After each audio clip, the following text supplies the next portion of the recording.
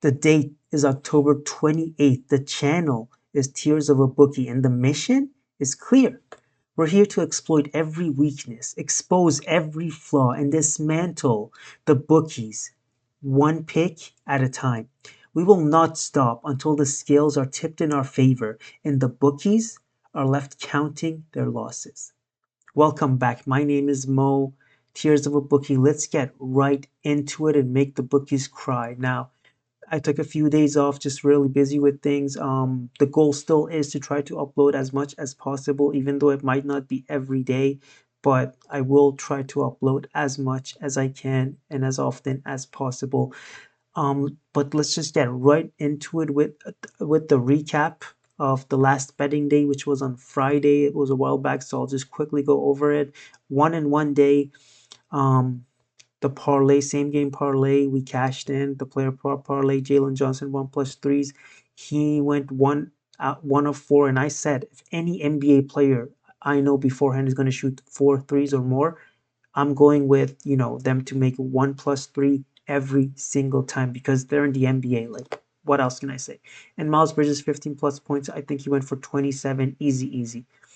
Second pick though, Darius Garland under 2.5 threes. He went 3 for 7. He was very hot, and started off very hot. He went 3 for 4 or 3 for 5, I think, but then cooled off and finished with 3 for 7. So kind of on the hook there, but it was a sharp line and we just couldn't get it. But 1 in 1, on a 3-in-1 run right now, and the total units are 0.54, so we are in profit still. And the units still are half unit plays for the majority because, like I said, it's still the beginning of the season. We don't have that much data. The data is just basically from the previous season, and we're going to wait for the season to kind of progress until we start giving out more, full unit plays and things like that. It's better, I think, to make a small amount of profit than to lose and be in a loss. But with that said, we got 4 picks today, so the most I've ever put out in a single video. Like, subscribe, please. It will be greatly appreciated. And let's just get right into it with the picks now. Pick number 1 is a game bet, and this is for the Magic game. Magic versus the Hawks in Orlando, Florida. And this is an original spread line here, actually. Magic -5.5. I want the Magic to cover the spread, and here is why. Now, in some books, this is at 6.5. I do not mind it at 6.5, but you can still find it at 5.5 in a lot of books, or alternatively, you can just play the alternate spread. But if not, even the original spread, like 6.5, that's just 1 point difference. It does not really matter, right? It's a basketball game. There's hundreds of points. But here's why I like the Magic to cover this spread. The Pacers are traveling to play the Magic in Orlando after an overtime loss to the 76ers back in Indiana. So they played heavy minutes because it went to overtime, obviously, and now they have to travel to Orlando to play the Magic. The Magic are well rested. They did not have a game yesterday, at least, and it's in their home, right? They have home court advantage. If you remember last year, the Orlando Magic were amazing. They were really, really good at home. They even beat teams like the Celtics at home, and now they're facing the Pacers, who I think Orlando and the Pacers are kind of the same caliber of teams. Maybe the Pacers are a bit better, but again, the circumstances here that the Pacers are traveling to Orlando right away after an overtime loss to Philly. I like the Orlando Magic to win this one. Last season, the Orlando Magic actually won 2 of the 3 games. They won the season series, and all of the games, the point differential was at least 7. Both rosters are also pretty much the same, only small changes. I think the Magic have Kentavious Caldwell-Pope, but most of the starters, at least in both teams, are the same as last season. But here's the main stat that made me really like this pick. The Pacers last season had a 3-10 record on no rest back-to-back games in the regular season, and two out of the 3 of those games that they did win in back-to-backs, they were home games. Well, they're traveling on the road right now to face the Magic. So I just really like the Magic to not only win but to cover the spread. If you were to just take the money line, it's like -2 something, -220, 230. I don't know. I like the Magic to win and cover the spread of 6 points. Pick number two, changing things up. This is a player prop, and it is a player on the Washington Wizards, one of the best teams in the league that is probably going to, have a great playoff run this year, right? Right. Anyway, it's the Magic and it's Kyle Kuzma. They are facing the Atlanta Hawks. Atlanta Hawks are also playing this game right after their game yesterday in Oklahoma. They're traveling back to Atlanta. It's a back-to-back no-rest game for them, and they're facing the Wizards. Now, the Wizards' first two games were against the Celtics and Cavaliers, and both of those games were blowouts. And obviously, they faced pretty good teams, and the Wizards suck, so it made sense. But now they're facing a Hawks team that is not as great, and it's a back-to-back for the Hawks, even though they do have home court advantage here. So I expect this game to actually be the Wizards' first game that they might actually have a chance to win or keep it close at the very least, which means that a player like Kyle Kuzma, arguably their best player on the team, will play heavy minutes, more than the minutes he played in those first two games. Um, Now he's facing Jalen Johnson because Kyle Kuzma is technically playing the power forward position for the Wizards.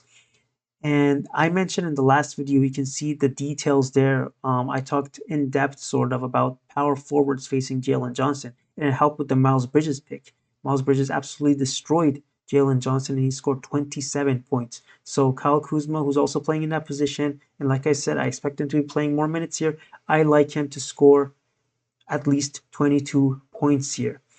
Now, this season, like I said, the Hawks have played 3 games, and Jalen Johnson, of course, has started in all of those games as the main power forward for the Hawks. Cam Johnson has scored 14 points. Miles Bridges has scored 27 points, and Jalen Williams of OKC just yesterday scored 20 points. All of these players, these points that I just mentioned, are more than their points per game last season.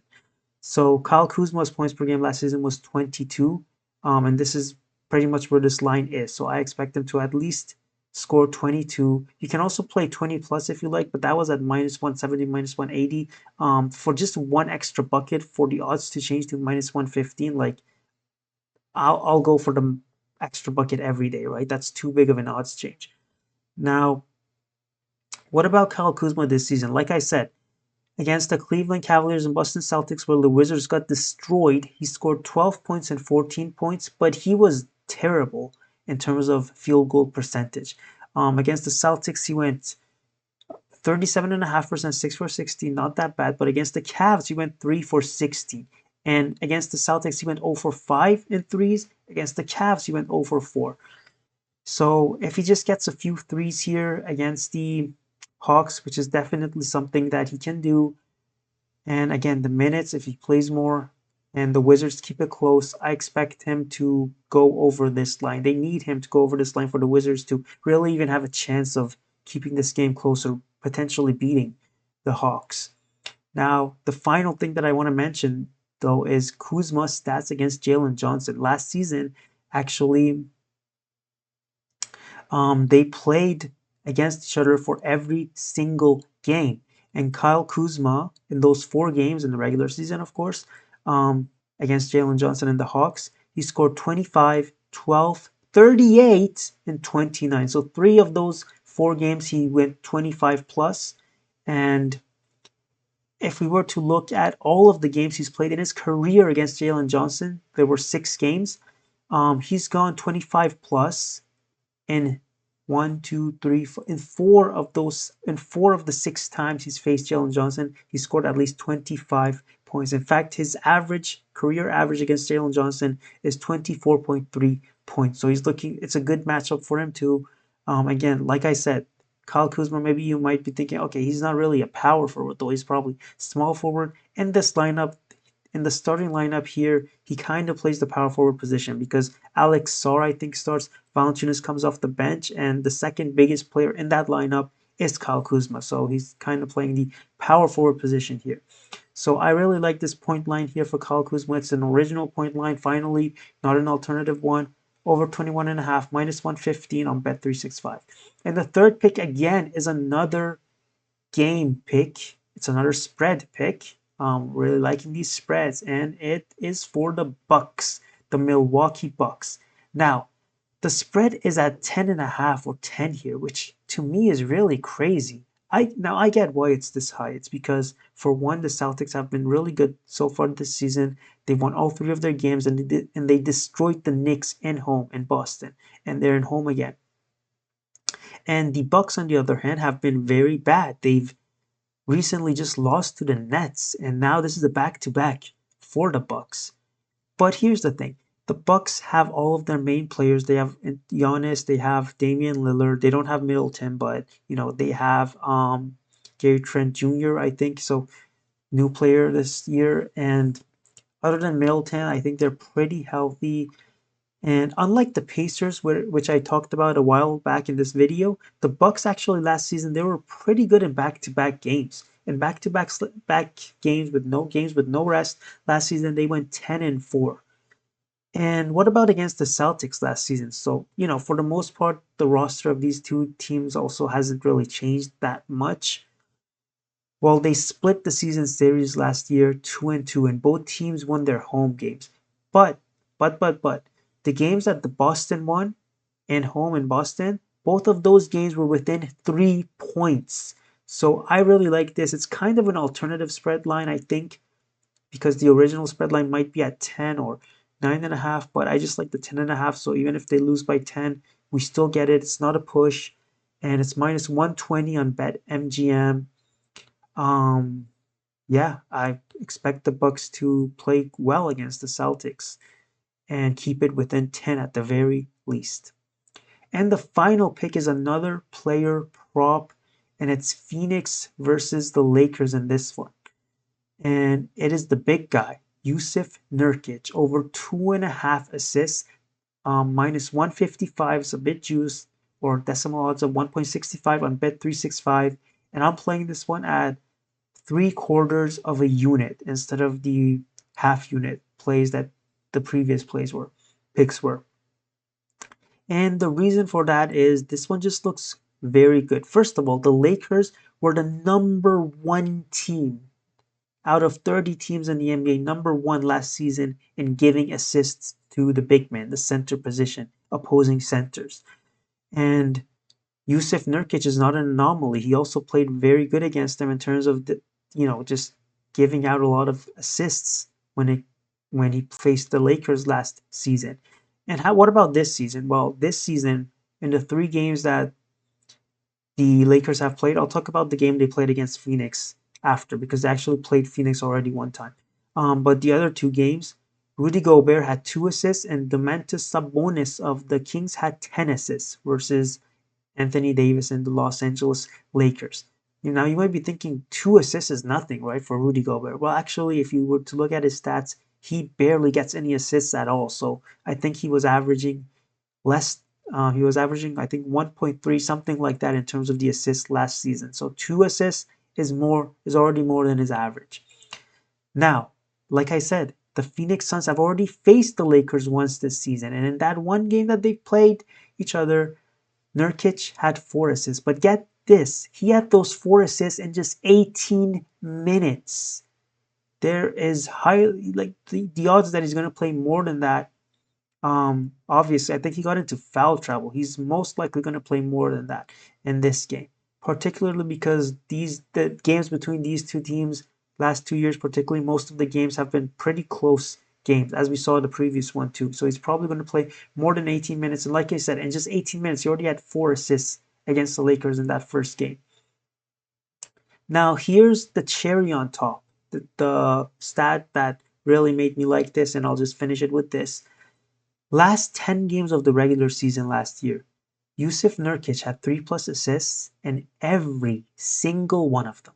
That's right, every single one of them. So if he really wants to, he can really be productive and just passing out, finding his teammates and getting those assists, particularly against in this matchup here, facing the team in the league that gives out the most assists to the center position. We've already seen that they're doing the same this season too. It wasn't just last season, at least in the few games they've played. Even against Nurkic, he was able to do this once already. But I actually said that was my last stat. Well, I have one more. I forgot about this one for a sec. And this is an important one. The games that Yusuf Nurkic played against the Lakers and Anthony Davis last year.